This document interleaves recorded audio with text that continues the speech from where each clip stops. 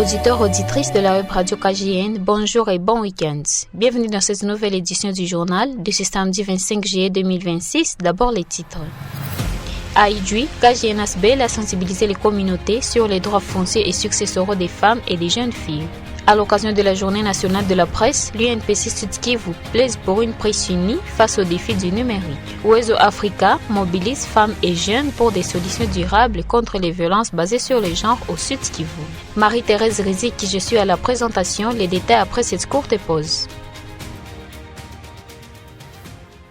Grâce à l'appui de la Fondation américaine pour le développement NEDS, KGN Asbel a organisé une série de causeries éducatives dans le territoire d'Idjoui, en province du Sud Kivu, dans le cadre du projet Femmes, Terre, Paix et Sécurité. Ces activités avaient pour objectif de renforcer les connaissances des communautés sur les droits des femmes et des jeunes filles à la terre et à l'héritage.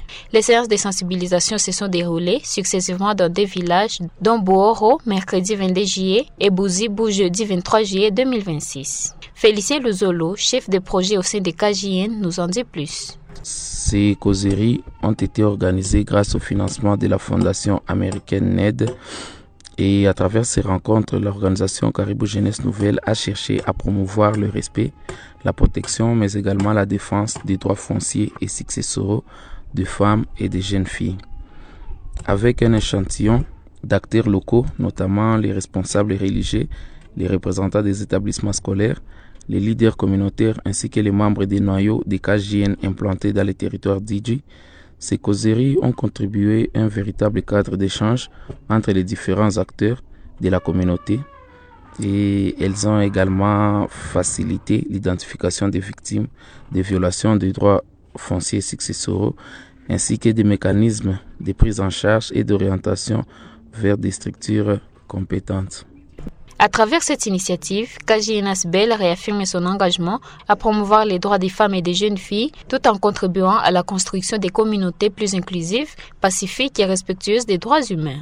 Et la radio Maendeleo, en partenariat avec l'Université du développement durable en Afrique centrale, IDDAC, a organisé mardi 21 juillet 2026 une conférence axée sur les vivre ensemble et la lutte contre la désinformation. Cette activité avait pour objectif de sensibiliser la communauté aux conséquences des rumeurs et des fausses informations, tout en encourageant une utilisation responsable des réseaux sociaux et des téléphones portables. Thaïs Bagoula, facilitateur et directeur de la radio Maendeleo, explique. Nous avons démontré que les fausses rumeurs créent des problèmes entre individus, à supposer qu'on diffuse une fausse information contre vous, en disant que vous êtes un papa impoli et pourtant vous ne l'êtes pas.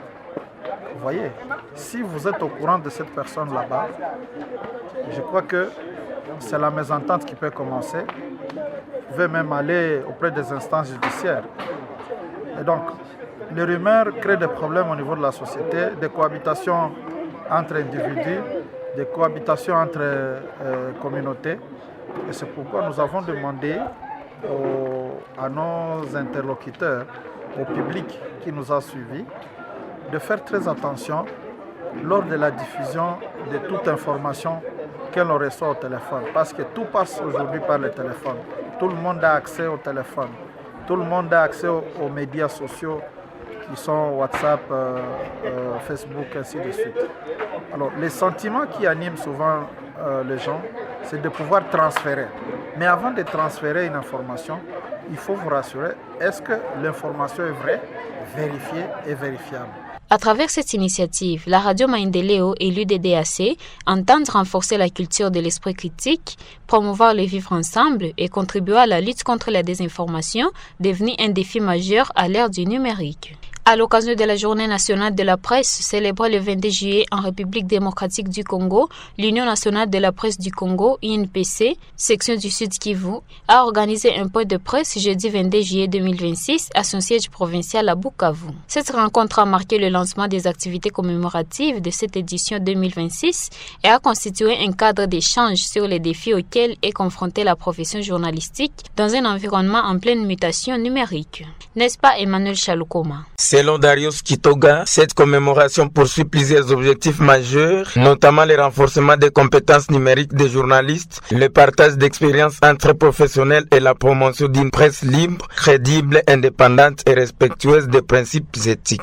Nous l'écoutons. La journée nationale de la presse, c'est une journée qui existe en République démocratique du Congo que malheureusement nous célébrons rarement. Il y a très peu d'organisations sur le plan local, même sur le plan régional, qui ignorent que la République démocratique du Congo a une journée qu'on appelle Journée nationale de la presse. Le thème qui a été retenu au niveau national, c'est presse congolaise et cohésion nationale, informer pour favoriser les vivre ensemble. Nous aimerions que les journalistes comprennent que nous sommes dans l'ère de la mutation numérique et c'est ainsi que le monde avance aujourd'hui. Les médias ne doivent plus rester à ce stade ancien, à ce stade où seuls les émetteurs suffisaient et entrer dans le numérique pour que nous puissions faire une presse plus professionnelle, plus écoutée, plus attendue et peut-être plus dynamique. À travers cette célébration, l'UNPC Sud Kivu entend faire de la Journée nationale de la presse un véritable espace de réflexion et d'engagement en faveur d'un journalisme plus responsable, plus innovant et davantage adapté aux réalités du numérique. L'organisation espère que les échanges prévus déboucheront sur des recommandations concrètes capables d'accompagner durablement la transformation des médias de la province. Et les organisations ADED,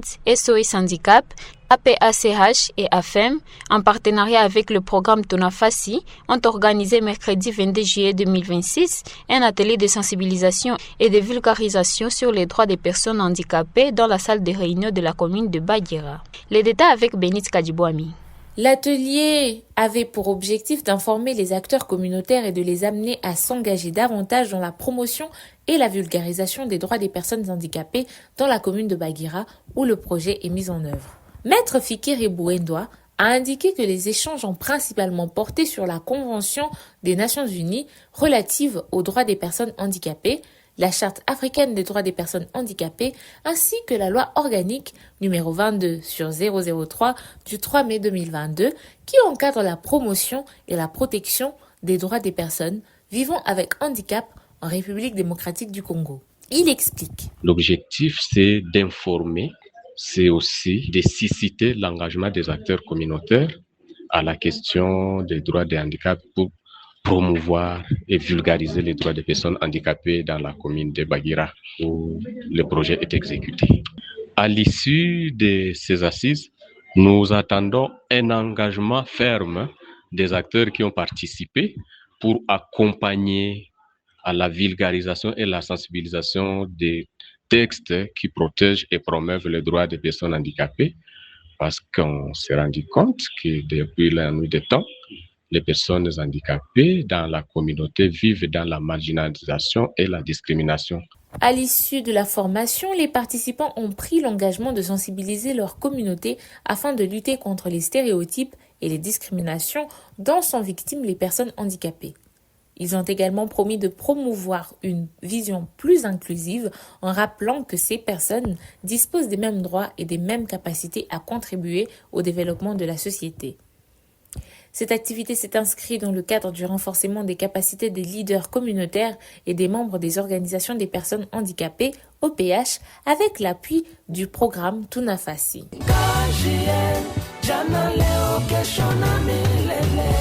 Et comme annoncé au sommaire, face à la persistance des violences basées sur les genres et des pratiques socioculturelles qui entravent l'exercice des droits des femmes, une tribune d'expression populaire a réuni ce vendredi 24 juillet 2026 à Bukavu des femmes et des jeunes autour d'un dialogue ouvert visant à identifier les pratiques discriminatoires, partager des expériences et développer des stratégies communautaires innovantes pour prévenir et combattre les VBJ.